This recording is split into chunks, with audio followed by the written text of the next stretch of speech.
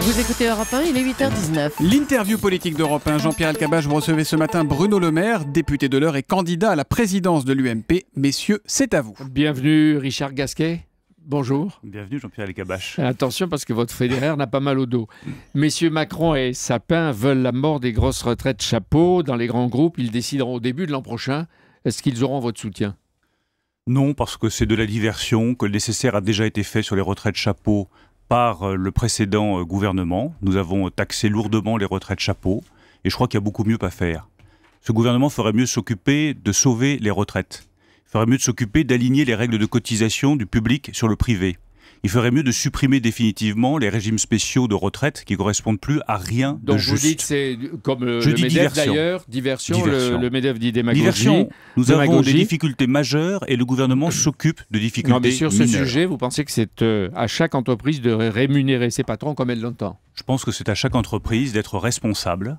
Et c'est à l'État de mettre les niveaux de taxation suffisants pour dissuader les retraites chapeaux scandaleuses. D'autant plus que les caisses de Bercy engrangent déjà 70% de taxation, on le répétait dans les journaux d'Europe 1.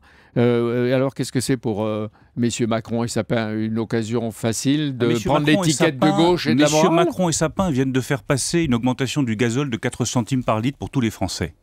Ils viennent de faire passer une augmentation de la redevance audiovisuelle. Ils viennent de faire passer une augmentation des taxes sur toutes sortes d'autres... Mais il n'y aura pas d'impôt en 2015, vous l'avez entendu. Qui peut le croire, Jean-Pierre Elkabbach? Alors, donc quand on augmente les taxes et les impôts comme ils ne cessent de le faire depuis des mois, avec des menaces qui pèsent maintenant sur la CSG pour les retraités, alors que nous savons tous que les retraités aujourd'hui vivent mal et vivent de plus en plus mal. Eh bien on fait diversion, on parle de retraite chapeau, on met la main sur le cœur comme savent le faire si bien les socialistes, on défend la veuve et l'orphelin au moment où on est en train d'appauvrir tous les Français sans exception. Bruno Le Maire, EDF est obligé de reporter le démarrage de l'EPR de Flamanville à cause d'Areva. Lancé en 2007, on entendait tout à l'heure Nicolas Barré, l'EPR a pris 6 années de retard avec un coût de près de 9 milliards au lieu de 3, c'est-à-dire 3 fois plus. Et Areva, qui a perdu 700 millions au premier semestre 2014, va rester en crise jusqu'en 2016-2017. Pourquoi aujourd'hui aucun dirigeant n'ose-t-il s'inquiéter de l'avenir de la filière nucléaire française ?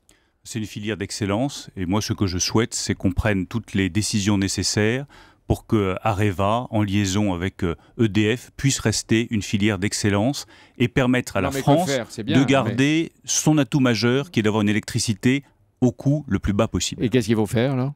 Je n'ai pas la réponse, je vous le dis très simplement. C'est au gouvernement de prendre les décisions nécessaires pour que ça fonctionne mieux entre Areva et EDF. Je suis ni ministre de l'économie, ni ministre de l'énergie. Mais vous avez été ministre de l'aménagement du territoire. L'État contrôle 86,52% du capital d'Areva. Est-ce que vous pensez que les patrons sont partis avec des retraites chapeau ? Je n'en sais rien. Mais je ne fais pas de procès d'intention. Mais s'ils étaient partis avec des retraites chapeau, avec de tels beaux résultats, qu'est-ce que vous diriez ? Eh bien, je dirais que l'État, qui est le premier à pointer du doigt les retraites chapeau du secteur privé, ferait bien de s'occuper aussi du secteur public dont il a la responsabilité. Les rites scolaires coûtent 2 millions de surcoûts par an aux grandes villes. Ils sont inégalement appliqués. Est-ce que la loi sur les rites scolaires doit être abrogée ? Vous voyez, Jean-Pierre Elkabbach, ce qui est formidable, c'est que vous avez 5 millions de chômeurs en France. Que les Français s'inquiètent pour l'avenir de leurs enfants parce qu'ils estiment que le système éducatif est en train de couler. Ça passe aussi par les rythmes scolaires. Non mais justement, ça passe pas par les rythmes scolaires. Ça ne passe pas par les retraites chapeau.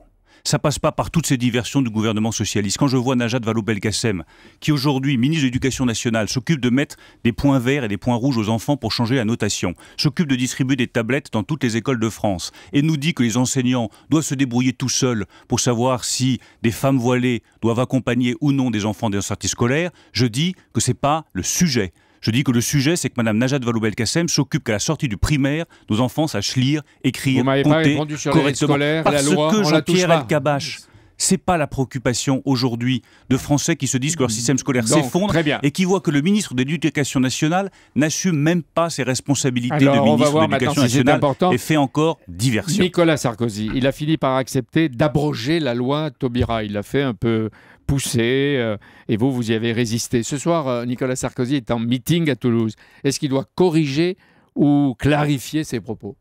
Écoutez, allez à Mulhouse, posez-lui la question. Ce que je crois, c'est que... Moi, j'ai pas été son ministre, j'ai pas allé à Mulhouse. Nous ne reviendrons pas, Jean-Pierre Elkabbach, sur le mariage homosexuel. Nous ne reviendrons pas dessus parce que ça créerait des tensions dans la société française dont elle n'a pas besoin. Nous ne reviendrons pas dessus parce que le vrai combat que doit mener la droite républicaine, c'est contre le droit à l'enfant. Et nous ne reviendrons pas dessus, tout simplement, parce que je le redis. Vous avez aujourd'hui plus d'1 million de personnes qui sont au chômage de longue durée et qu'on a mieux à faire. Mais on a mieux à faire que de recréer des divisions dans la société. Les proches de Nicolas Sarkozy lancent le débat. Il dit qu'il lance le débat et qu'il fera voter les militants sur la loi Taubira.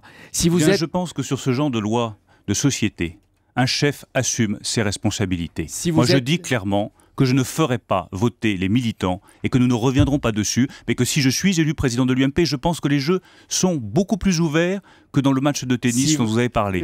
Et bien dans ce cas-là, j'assumerai mes responsabilités de président de l'UMP et on se concentrera sur les vrais sujets de préoccupation des Français. Si vous êtes élu président de l'UMP, comme vous venez de le dire, est-ce que vous demandez à Nicolas Sarkozy de travailler avec vous? Tout le monde doit travailler avec le futur président de l'UMP. Moi, je veux pas de clan. C'est-à-dire que vous travailleriez avec lui volontiers si jamais il vous appelait, lui étant élu. Avec le prochain président de l'UMP, qu'il s'agisse de Nicolas Sarkozy, d'Hervé Mariton ou moi-même, je travaillerai évidemment avec tout le monde. Et je suis inquiet, Jean-Pierre Elkabbach, de voir des futures nominations qui sont déjà prêtes, de futurs nouveaux statuts sur lesquels on travaillerait déjà.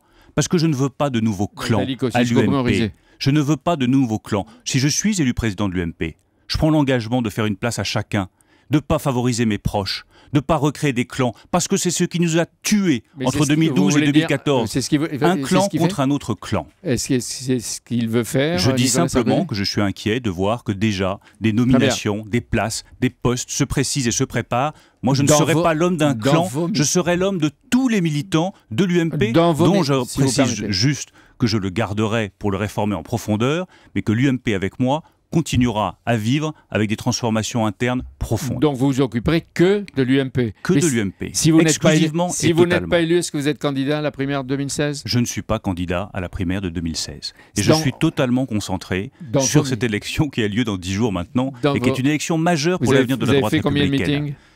J'aurai fait 85 meetings demain, puisque je vais demain, je me rendrai à nouveau dans une fédération en province, comme je le fais chaque semaine. Il en reste une dizaine, il en reste une quinzaine, j'en aurai fait une centaine d'ici la fin de la campagne. Dernière question, Bruno Le Maire. Dans vos meetings, vous répétez qu'il faut tourner la page et que vous voulez être le symbole du renouveau. Vous le dites?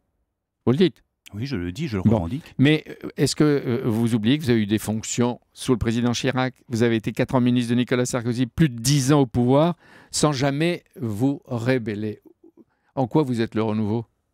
J'ai toujours défendu mes positions. Toujours. Et vous parlez de l'UMP. Je voudrais juste vous rappeler une chose, Jean-Pierre Elkabbach.